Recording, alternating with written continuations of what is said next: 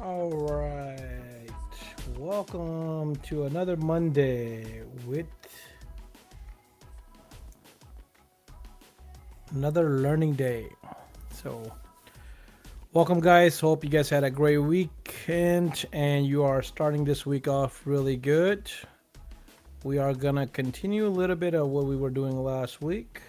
We are going to learn more about paying off our debt and building a simple spreadsheet on how to do expense monthly expense. So hopefully we can all learn, we can do something together, and we'll kind of go from there. So if you guys didn't get the message last week, help me build the YouTube channel for Increditable Cash, so that way we can have more videos access available for everybody to watch when they're not on the live. If you're coming into the live, please welcome yourself in here. Let us know who's in here so that way we can welcome you. Otherwise, welcome everybody. Again, hope you guys had a great weekend and hopefully you have a great week ahead of you. So, some of the recaps we're going to kick right into is redoing what we talked about last week, paying off our debts. All right. So, paying off our debts, there were four different ways that I recommend that you go depending on your situation and your financial numbers. For that, we're going to work on a little spreadsheet to help you manage your numbers and see where you're at and where you can be. Hopefully this is not boring. I will say that anything that you don't know or you're not familiar with or you don't do regularly, just like if you're doing a window 10 when you first learn, it's frustrating, it's exhausting, it's boring at some points, but you gotta keep at it, get better at it, and eventually succeed and kill it, and that's what you want to do on your financial side. So hopefully this is helping you guys do that, and we can have more successful tenters out there that can manage their credit cards, manage their credit score, and take advantages of the banks and their promos and all the rewards out there with some of these credit cards that you have. So, going back with some of the advice first and foremost, look at your paycheck. Guys, if you want to understand numbers, we have to know what we're working with. And to do that, we need to know what our income is coming in here. All right. Second off, then once we know where our income is coming in, then we need to know what our outgoing is, where our expenses are. So once we figure that out, then we can create a plan to see if there's any funds available and what to do with it. All right. If you're in the building stage or paying debt off stage, this is very important for you to do that and get that taken care of so you can go to the next stage. Or if you're already at this stage, is how do you take your extra funds and make it work for you? So that is going to be something that I'm going to be talking about in the near future. Is if you got your debt paid, you got your credit score pretty well built, what are some of the options out there in investing and how to invest at it? Looking at a 401k, investing in the stock market. I don't know much about Bitcoin, but there's some people that know Bitcoins, and we can talk to them. Virtual currency and all that stuff. Life insurance. Some of the plans for that. What is the benefits of that, and how you can take advantage of it? There's tax benefits. There's long-term care. There's loans that you can take out off of that. So there's a lot of that stuff that you guys can do on there. So hopefully, again, try not to make this boring, but this is important stuff that you should be taking notes on, you should be improving on, and it's something that you have to consistently build. If you slack on it a little bit, you don't pay attention to it, you can make that credit score go down real quick, and it takes really long time to build it and really quick time to mess it up. So hopefully this is helping you guys out, and we can keep it going from there. Put your extra money to a good use. We just talked about that. How to take good use of your money, whatever's left over. And always, whenever you're planning, make sure that you are planning with some wiggle room, so that way you have some extra money for any emergencies, any unknown. Also just to make sure you just have some extra funds. And here we go on the debt recap. Three or four ways of doing it. First, easiest way to do and the simplest way to do is pay the smallest amount first, pay that off, and gradually go out from there. If you have more funds available and you can manage it a little bit better, pay the highest interest rate loan first. That way you're not paying too much interest out, but this is if you got more funds available, you can pay the larger amounts off quicker.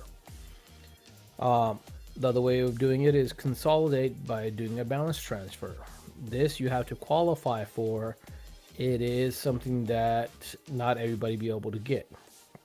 There's great benefit when you do balance transfers, because most balance transfers come with a one-time fee with zero interest for a long term. What's going on, Tim? How you doing, brother? Welcome to another live. Hopefully I'm not boring the hell out of y'all, and this is somewhat effective and getting us in the right track.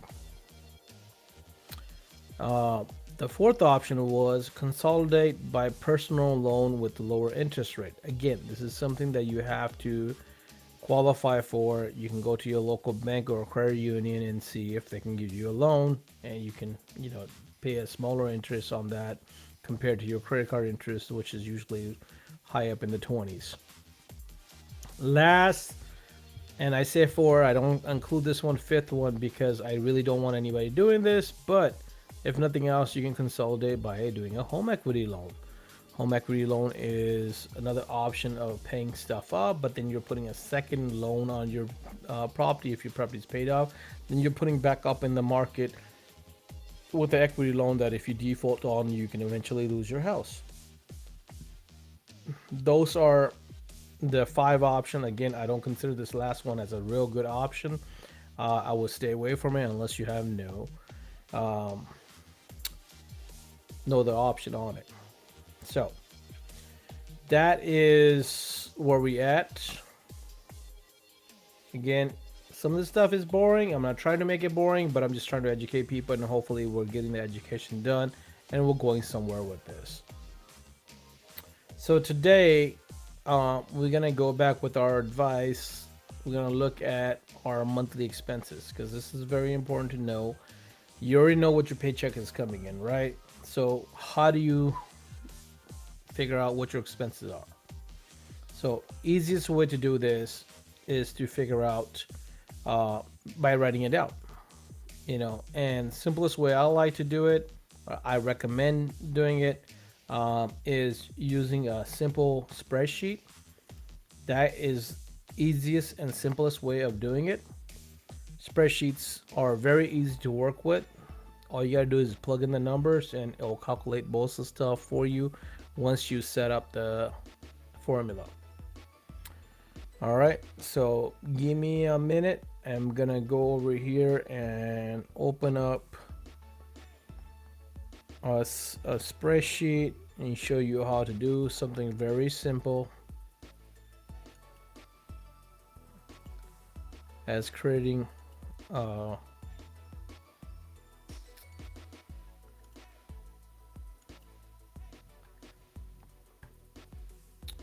right, so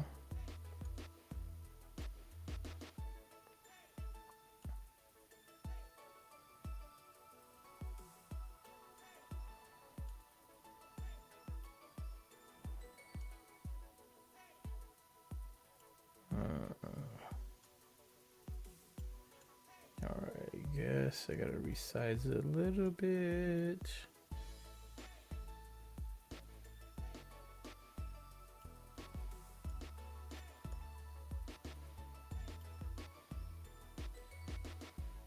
All right, there we go. All right, so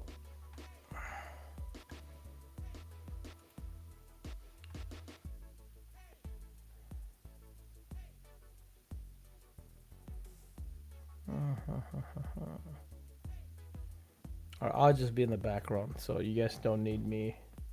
We can kind of go off of this. Or should I create another one of me? Let me see. Let's make it a little bit more interesting.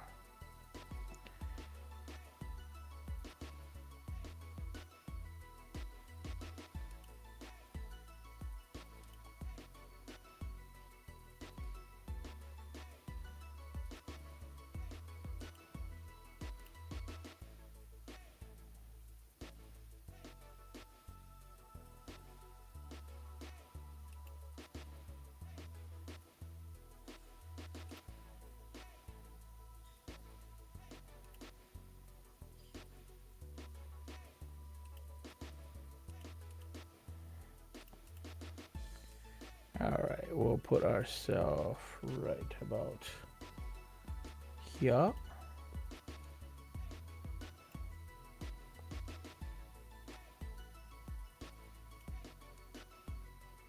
I think that works for me. Yeah, why not?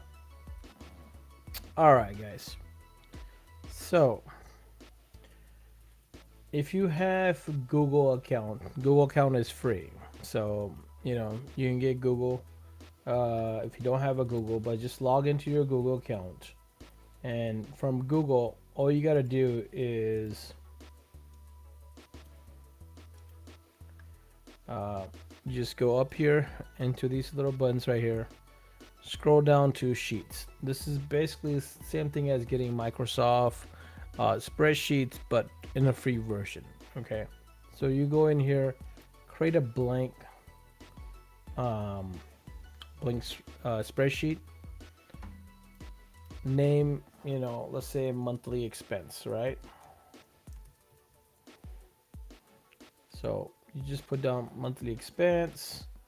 I'm gonna make this view a little bit bigger for you guys so you guys can see a little bit better, hopefully. So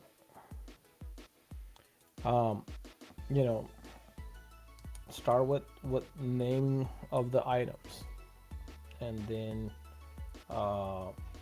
let's say we're working with April last month, right? April 2023. So if we're working with that, all you gotta do is start listing your expenses. Let's say you got rent or mortgage, right?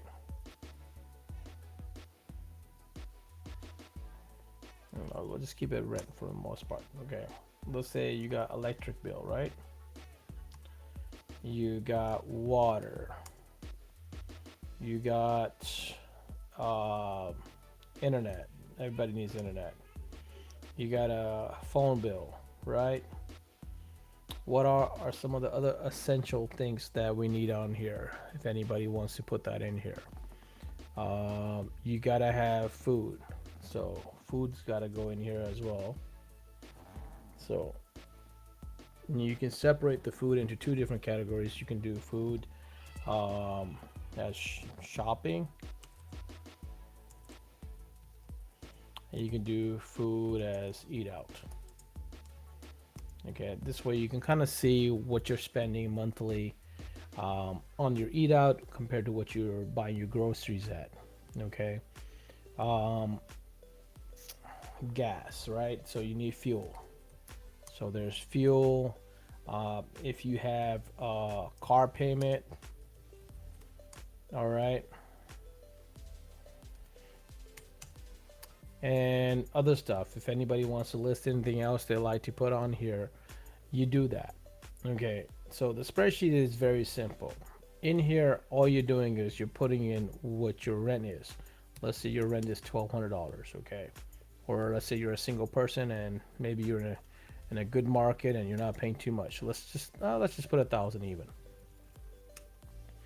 Electric bill. For the most part, electric is usually around $110. Water is usually not that much. I would say $45. Internet, everybody wants high speed, so usually you're spending between $50 and $60. I'll just put it at 50. Phone bill. So now the phone bills is really, if you're gonna go Metro, PCS, or something like that, then you're in the around $50. If you're using any one of those larger AT&T, Verizon, and so on, you're probably right around $80. So we'll go right in the middle. We'll go $65. All right. So shopping, groceries. Okay. How often do you go out? How much you spend? You know, the bigger the family is, the more the cost is going to be. So let's say figure for two people, you're shopping on average. Let's say weekly, you're spending, I don't know, 75, $85 a week. So that puts you about 350, right? But if you're eating out regularly, this all depends on how much you eat out compared to how much you do grocery shoppings and how much you're saving. This could really be, you know, uh, a lot. So we're just gonna put it at 350. Let's say fuel. I would say about 180. Let's say you don't drive that much. Car payment. Most car payments these days is gonna be about, I don't know, about $400 on a decent car. If you got a car. Now, if you don't have it, we can take that out. Hey, Liz, how you doing today? How is it in California, or are you in Hawaii? So, once you guys figure this out, all you got to do is go over here and you can either do it two ways. You can either sum it yourself, which I kind of know what the formula is. And what I do is I go down here, I go equal. See, look, it's already doing what you want to do, sum. As soon as you put the equals line, it kind of figures it out and you just hit enter. Now, the only problem with this is it didn't take the first column, so we just got to go in there and include the first one just by doing that. So now it's telling me if I'm single or maybe two people and I'm pretty frugal. This is a pretty frugal list right here. And we can make this into a dollar sign just so that way it's more interesting for us that we're spending about $25.50. Now, if you're that person,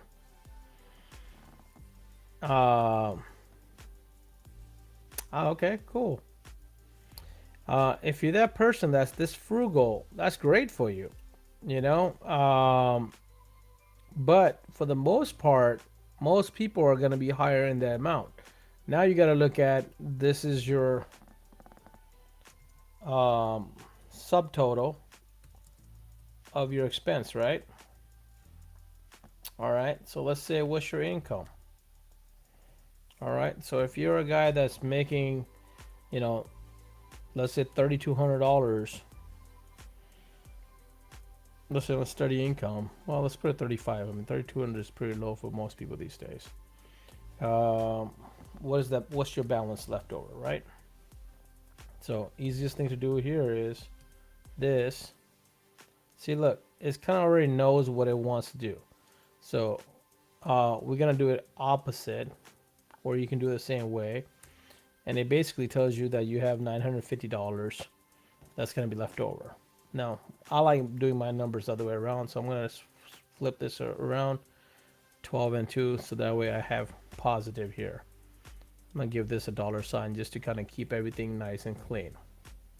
So let's say now you have a $950 balance left over. If you're making $3,500 and you're living pretty frugal and you got your basic stuff done. Now, what you got to look at is what some of those once in a while charges are. Let's say you got to go shopping for clothes, you got to go take a trip, or whatever the situation is. You can have others in here.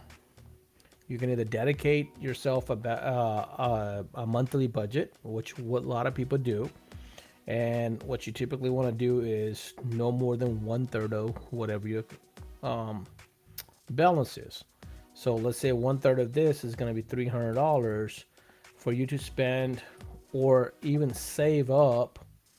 A lot of time what you want to do is dedicate that 300. If you spend some of it, that's cool. If you don't, you have a separate saving account for that to kind of accumulate in case you have a larger thing. And then what you have is your total balance left over. Okay. I know this is starting to get a little confusing, so I'm going to highlight some of the numbers. Okay. Balance. and then we're gonna come back with this here. What this is gonna do is take 950 out of 300, and you're left with $650. So that's $650 for April. If you're making $3,500 and your expenses are only $2,550, $650 is what you can dedicate towards paying off any debt, or it could be something that if you already paid off all your debt, it could be $650 worth of investment you can do. You know, if you are in that boat, my recommendation is take a little slice off of that again, put it into savings, and then you go invest the rest of it. I go back again with the same thing, 1/3 slice. I would take 1/3 of that slice, put it into a saving, and then two-thirds of that I would go invest if I'm at a point where I've already paid everything else. If I'm not at a point, then this is where I want to save that money, or I want to use that money to pay off debt. So, again, this may not be the right numbers for you, but this is how you're going to make it very simple for yourself to accumulate this. Now, the only point here is there's going to be this and this, which is not one charge a month. It's going to be something that you're going to be doing regularly. So there's two ways of doing that. You can either make a sub sheet that would accumulate that for you for the month, or what a lot of people do is they'll dedicate a card towards each one of them. One card for, let's say, grocery shopping, one card for your eating out, and a third card for your fuel. So that's what I do. Like, I have my Bank of America that's my dedicated for my fuel. Okay, my Discover is all my online shopping. I have a City card that has rewards. So anytime I'm eating out, I'm using that. Then I have another card, a Chase card that also has a rewards. That's what I'm doing for shopping. So I've got these cards that are dedicated towards different things, so I don't have to figure out what did I spend it on. If you don't remember how it is, use a cheat sheet, man. Use a little, either write it with a Sharpie on the card on the back, or put a little tag on it. Easiest way to track your funds and your money. So if anybody has any questions on this, or if this is complicated, you want to go over with you guys more easier and simpler, please let me know. But this is as simple as it gets. Your other option would be is, you can use an app. There's a whole bunch of apps for that does the exact same thing for you. But the only thing with the apps is that they like sharing your information, and then they're like sending a whole bunch of spam to you, which I'm not a fan of. That's why I go back with the old school, spreadsheets. Liz got a comment. Minimum wage in Kelly is $15.50. About $2,500 a month. Damn, they can't make a living off of minimum wage. Sad. Yeah, I mean, if your minimum wage is that and you're making $2,500, so let's just turn this into $2,500. Now you're in the hole for $50.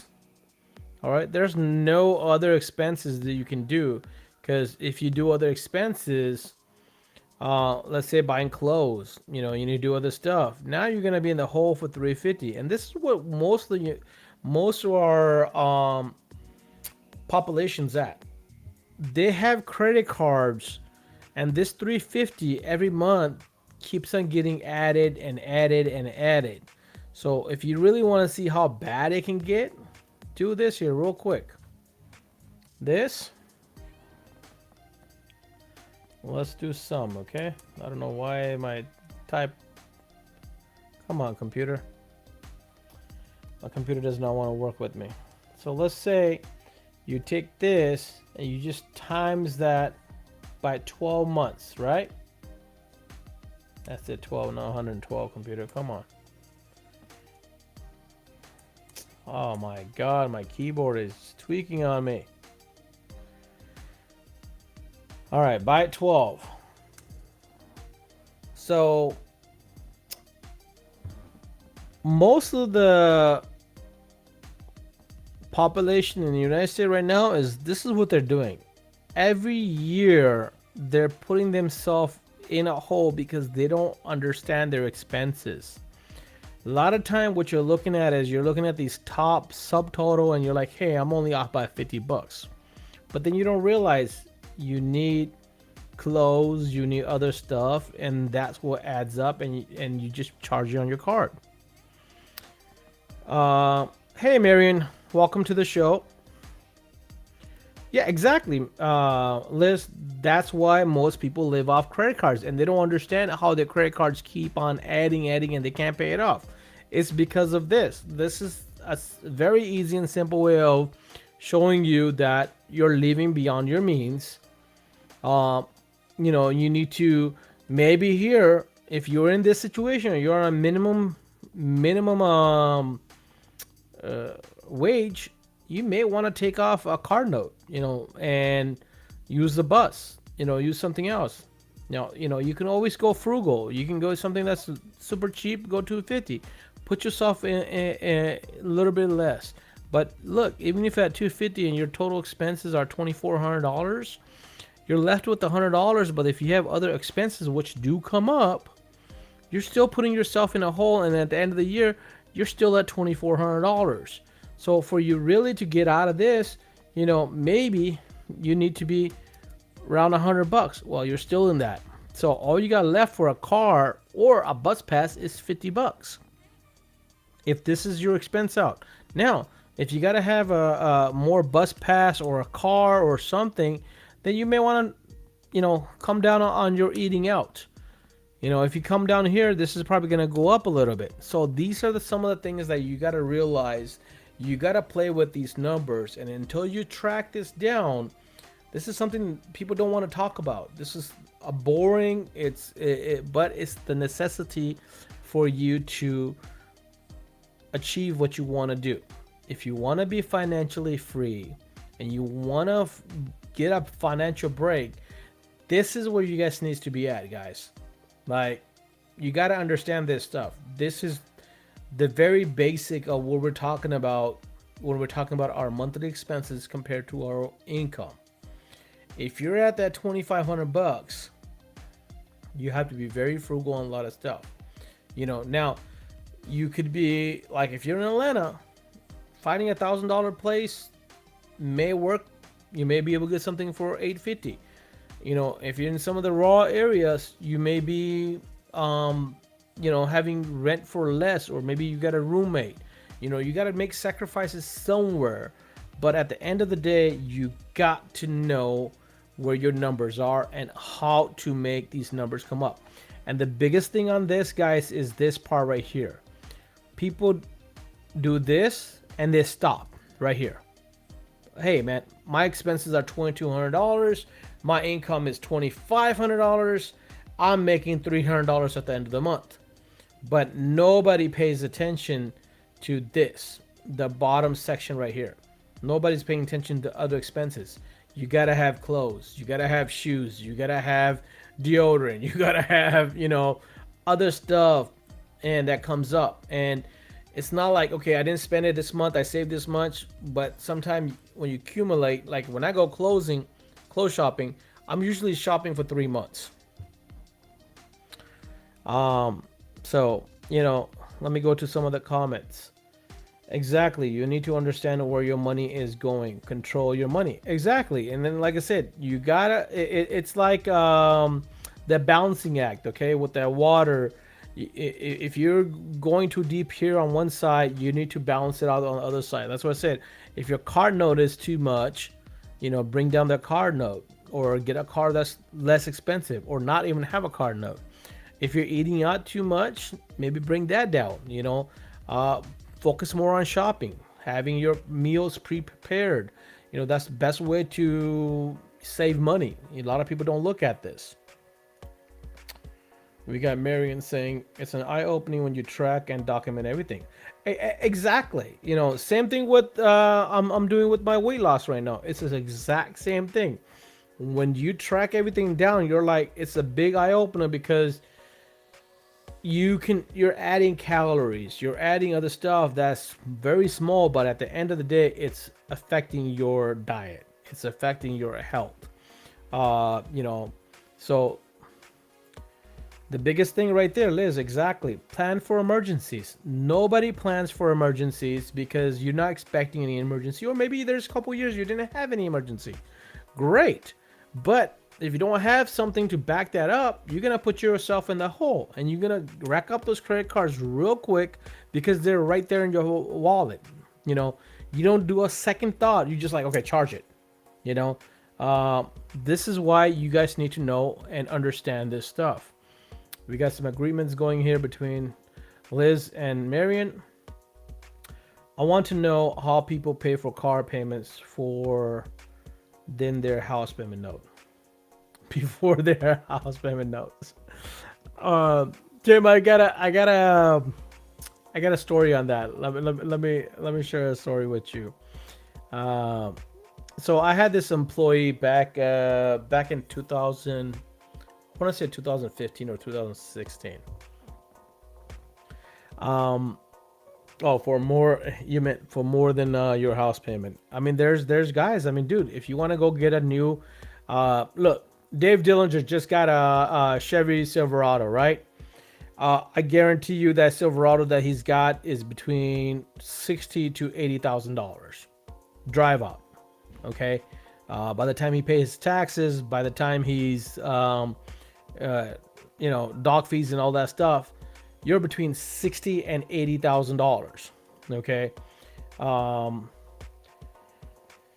I haven't had a car payment in decades with the cash for our cars. Mind you, we drive a 2006 Scion. All right. So, let's look at this. And I'm not trying to put Dave Dillinger on blast. I mean, he's doing well. More success to that brother. It's great to see people succeed and achieve and get there. And you don't gotta be sitting on, you know, a old car. If you can afford it and you're at that position, please indulge yourself, make yourself comfortable, but know your numbers and have room to do that. If your car payment is gonna be $800 a month, make sure you have at least $400 extra going into savings. Now, if your car payment is $800 a month, Liz just brought this very important thing here. I was going to say his payment is probably $1,000 a month insurance extra. Yeah, I mean that's exactly where I was gonna go to, is that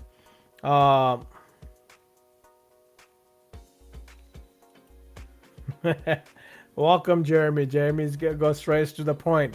Work your ass off and pay off your stuff instead of keeping up with the Joneses. Liz brought this same point up last week as well too, is our biggest problem is keeping up with the Joneses. We can't control ourselves, you know. So just since we're here, we're doing the math, and we're dragging Dave's comment. What the heck? This keyboard is really messing me up, man. Wireless keyboard sometimes just can be crazy. If you got a 70,000 and you want to know what your payment is, let's just do this real quick. We're gonna do this divided by 60 months, which is 5-year payment plan. Boom. And you're looking at $1,167 in just payment, man. That's just payment. That's before insurance. And if you got a vehicle that's that much, you're paying, I mean, you're probably paying at least $200 in insurance. Let's say even you're at the lower point, you're at 150. You add that again, sum those two up. Oops, this damn thing. 7, 9. There we go. You're at 13. So you're in the ballpark between $1,300 to $1,400, and this is before fuel. This is before anything else. This is before you have to do a brake job on it, oil change on it, tires on it, before anything else, before the fancy car wash, before the ceramic coating, before that PPF for that, or the tint for it. You know, this is all that stuff that you have to understand. What's up, Jeremy? Where is everyone? I have no idea, bro, but I'm here. We gotta get this through like the way it needs to be done. We gotta get Ginger on here now. Now we're curious. Ouch. I just saw his post and I love that post. I mean, honestly, Dave had a great positive post this week. Got to give a shout out to him. Billy had a great post out there. David Kratz just got a promotion and now is CEO of Audubon, Hooper Optic, and Edge, which is a great thing, man. I mean, this company is doing a lot of stuff. So they're working their ass off, like Jeremy says. If you're working your ass off, there's gonna be rewards for it, and there's gonna be some fulfillments for it. So that's great, and you got to give those guys. I wasn't trying to put Dave under the bus. I'm just saying this guy's worked his ass off so he can afford this. I mean, I guarantee you, Dave is nowhere near this income. You know, if he's got this kind of expense, he's way above this. So yes, congratulations to David Kratz for him becoming CEO. That is a huge, huge thing. I love seeing that. You know, I mean, like the guy said, he had his truck for a really long time. So Liz, he probably saved up and he's probably put down a down payment on there and probably doesn't, you know, maybe he put down 20. Let's say his thing is 50. Then now you know, sorry, not 5,000, 50,000. You know, then he's under 1,000. Nonetheless, if you work hard enough and you know your numbers and you're comfortable at it, go ahead and do that. I mean, it's not a question on that. It's just knowing your numbers and understanding your numbers. That's where you got to be at, guys. So, Crash to David. Jeremy says, pay off your shit and don't try to keep up with the Joneses. Oh, we already did that one. I don't know why I'm going backwards. My 2016 payments are only 360, and that got good enough for me. This is where payments should be at, but cost of living here is way different than Liz. Exactly. It depends on where you're at, what your cost of living is, because your average minimum wage is also going to be different. You know, minimum wage in Georgia is a lot lower than California. Expense here in Georgia is a lot less than what it was in California for me. I know firsthand. I lived in California. Now, me being in Sacramento compared to being in the Bay Area, I mean, shoot, I had a house back in 2006 that cost me $350,000, and I had a partner in the Bay Area, right out of Richmond, San Pablo Dam area, and his house was smaller than mine. And at that time, that house was $850,000. It was $500,000 more for a smaller house than what it was. And both in Northern California is just different area. You're close to the Bay Area. It was really expensive. Now you want an apartment.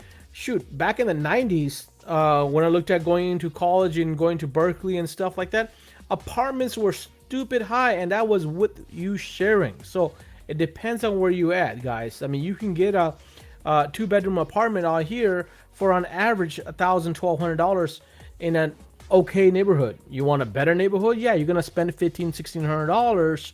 You know, and you can go in the really top-notch areas and spend $2,200. Again, it depends on where you at, but then your also income is also gonna depend on where you at that as well. So again, knowing your numbers. Look, Jeremy's got a nice freaking truck, and his payment is $850 a month. You know, Jeremy's, I think he's also got a Chevy or GMC, if I'm not mistaken. I don't think it was a Ford, but he's got a really nice truck. My friend in New York pays $17,000 each year for property tax. Miriam, that is freaking crazy. 2018 Chevy. Yep. So, and I bet you about 4,000. Well, Miriam, I'm right next to a great school district. I'm at $7,200. When I bought this house in 2017, my payment, my taxes were $4,200. Now my taxes are $7,200 in just those little short years. But I want my kids to have a good school system. So I'm sacrificing, I'm working harder to make that happen. I got this little bug flying around that's bugging the hell out of me. Um, damn gnats. But again, you gotta look at your payments. My payments went up $700 in just the last 2 years. You know that is, I was not expecting that to go up $700, and most of that is because of my taxes and my taxes and insurance. That's what that is. I mean, not most of it. That is what exactly what it is. $700 a month is what I'm paying extra in taxes and insurance because of what they went up. First it went up. It went up by $200 first year, about 3 years ago, and then it went up another couple hundred a couple hundred. Now, if I look at from what I started off and where I'm at, I'm paying almost $700 more.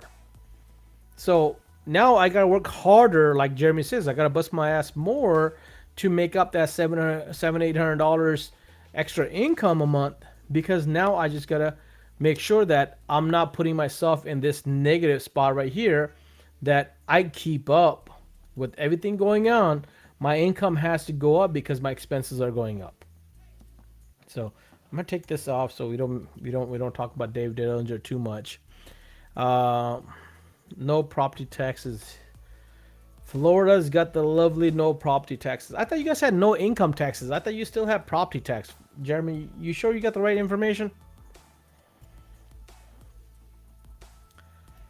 Very crazy, Marion. Yes, very crazy on how the numbers are. Again, guys, doesn't matter what it is, wherever the numbers are, if you can understand them and you can calculate your numbers down every month.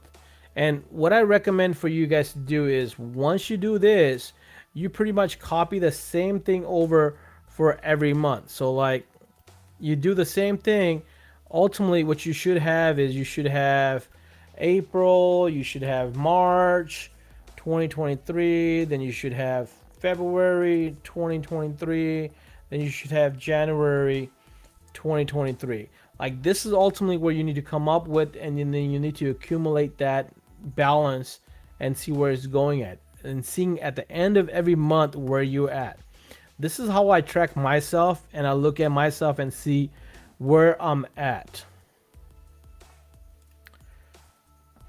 I have a beach house in Maryland, 1 mile away from the Delaware line, where they have zero property tax. Wow. So you're paying property tax, and 1 mile over, they're not paying no property tax. You know what's funny is, when we went to Mike Powell's grand opening, we stayed in North Carolina, but we got what is it, Airbnb. It was so close to the Virginia border. We literally drove 1 minute and we were in Virginia. That was just funny as heck to me. It's like how close we were to Virginia when we went up there. And I can definitely understand that.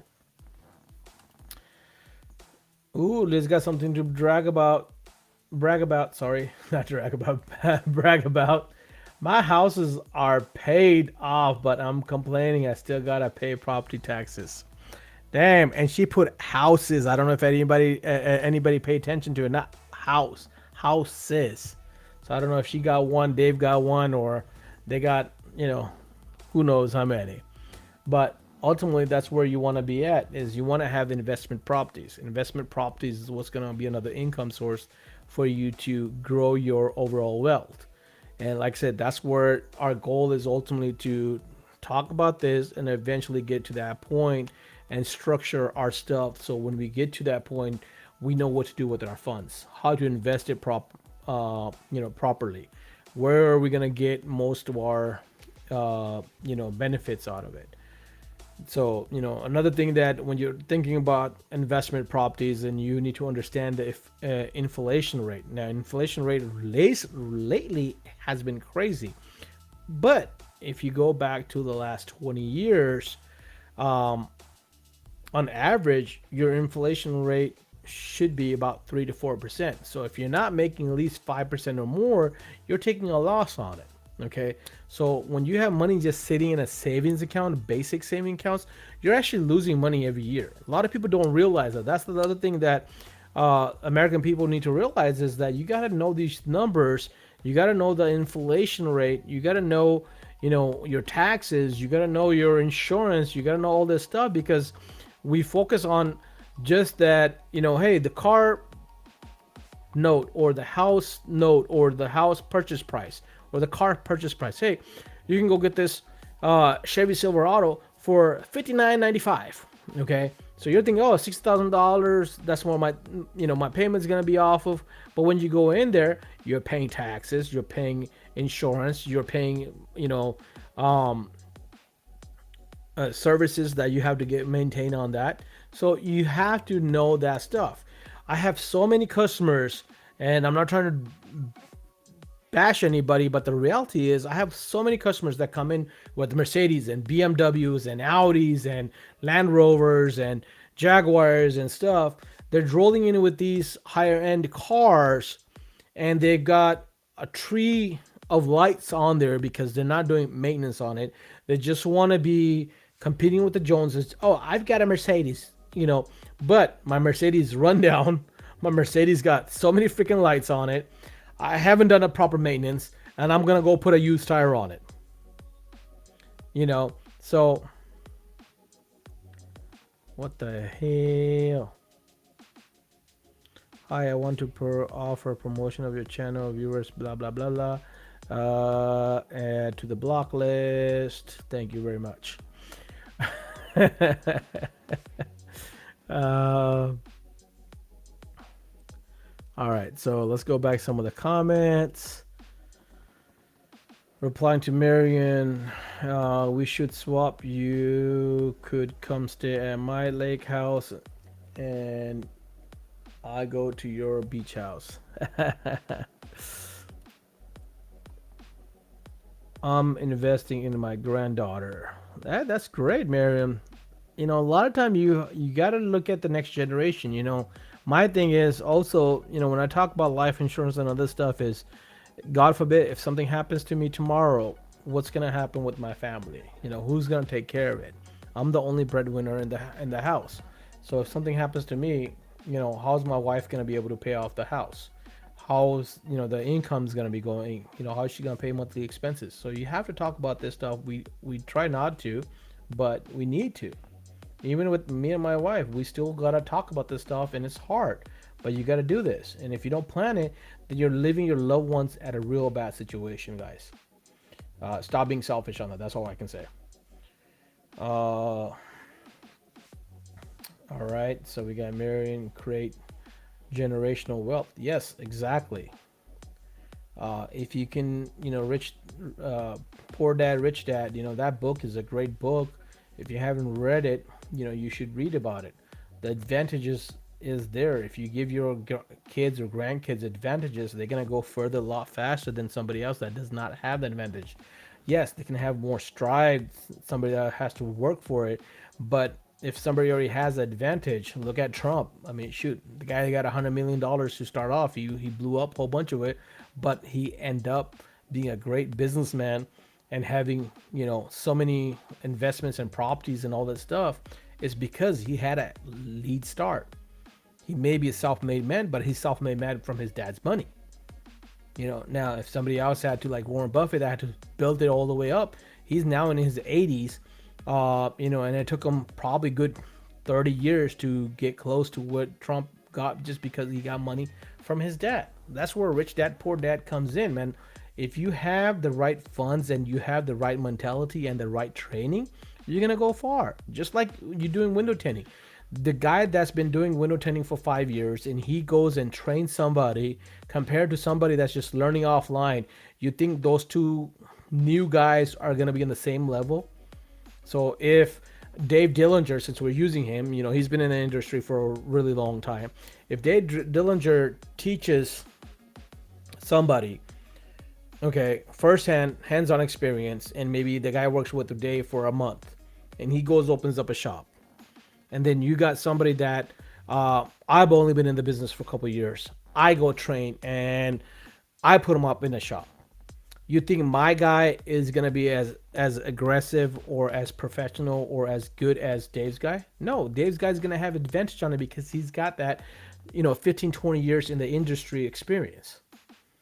That makes a big difference. Same thing on your finances. When you set up your kids or grandkids with the finances and then you teach them about the finances, they're gonna be great.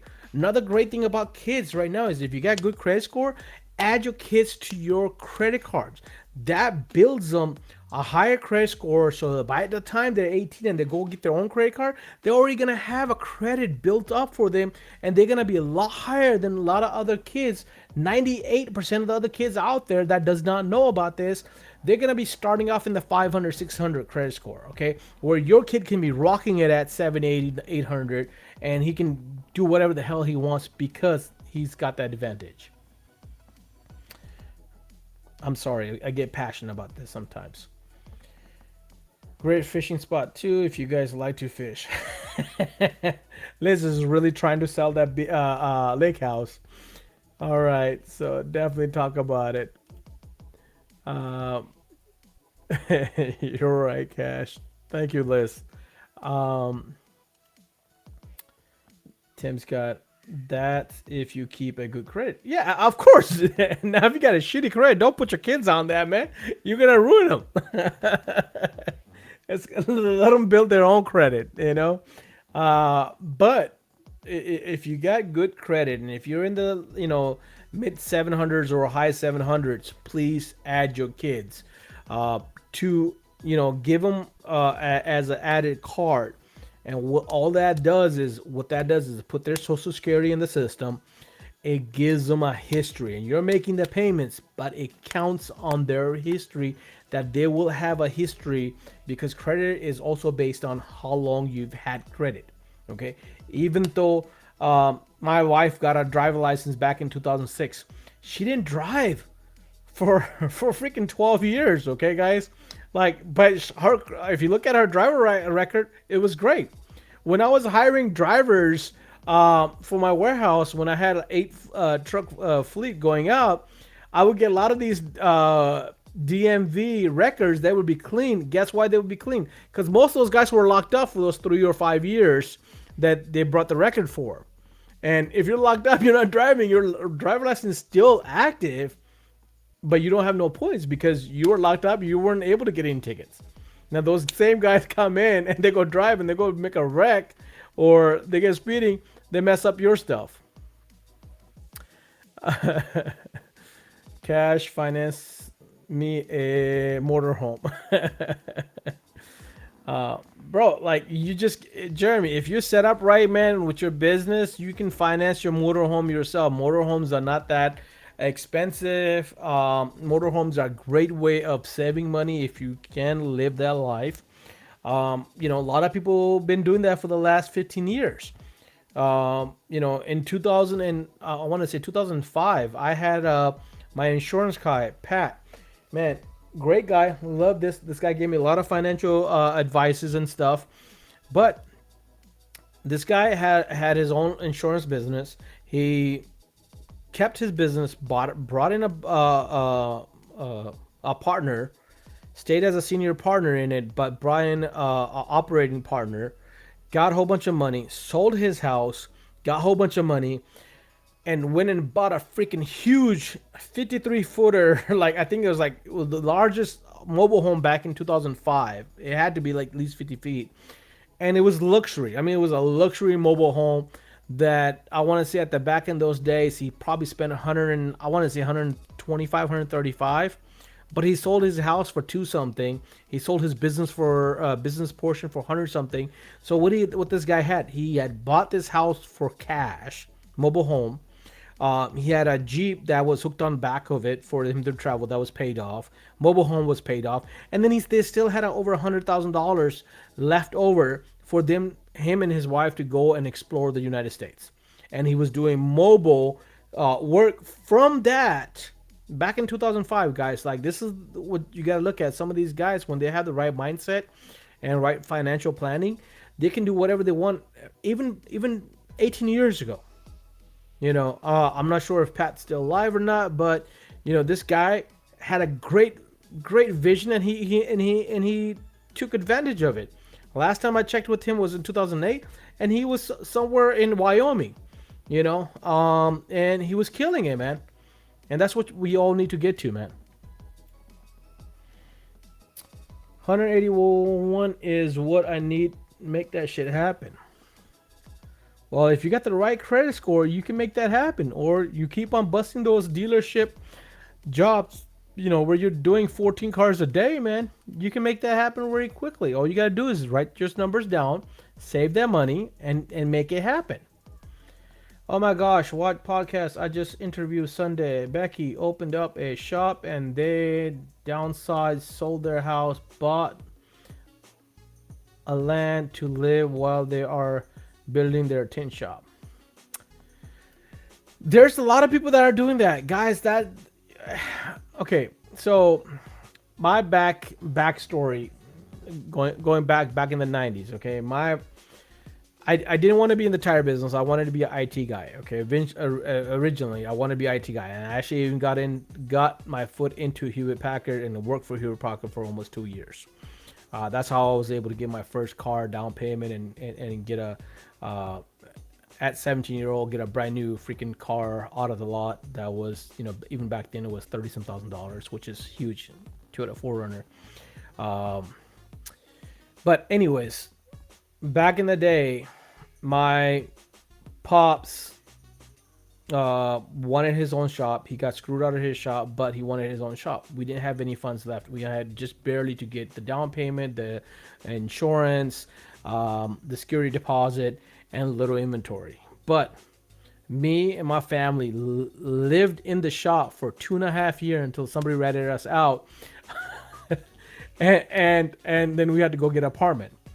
And the funny story off of this is live to your means is me and my brother got chicken pox. Okay, that shop only had one shower. It used to be an old ambulance place. Okay, so it had one shower. Okay, it didn't have a kitchen. We made a portable stove as our kitchen, and my mom busted her ass off and making sure her family, got fed. But we three brothers sleep in this little tiny room that had small little beds, and we were literally touching each other's heads and feet. But we got chicken pox. You know what? We didn't have a bathtub to take a bath in because you had to take an oatmeal bath when you got the chicken pox. My dad emptied out our tire dunking tub to give us an oatmeal bath. You know how embarrassing that was? We were trying to take a bath and there were still customers coming in. You gotta stay humble, man. You gotta make sacrifices. That shit will never go away. That's like 25, 20. I don't know. That's 20 some years old, man. I still imagine people me in shorts, my brother being in shorts, and we're trying to take an oatmeal bath in this damn tire dipping tub. The same type of tub that you feed the horses out of. That's what we did. But we had to struggle. And at that time, I think I was like 17 years old and I still had to do that. But we struggle, man. We struggle and we made it happen. From that one shop, we made multiple shops. We came up from that. Okay. I sacrificed letting go of my IT job to help out my dad because family came first. And, that's what I had to do. You got to make sacrifices. So if you make the sacrifices, yes, you will succeed. If you sit on your ass and you think you want to hand out and you're going to get something, you're not going to get nowhere, guys. I'm sorry. That's the reality is the reality. Man enough, you will make it happen. That's right. All right, guys. Hopefully this was somewhat informative and it was beneficial. If we're on the right track, please comment. Let me know. If you guys get a chance, please go on to YouTube. In Credit Able Cash is the channel. That is the link right there. If you guys can please go and subscribe so we can build up some subscribers and I can build up a library on that channel for people to rewatch the shows and hopefully benefit them and improve their credit, and then we can look into investments and other stuff. Liz, I have not forgot about your request. Catch all Billy live.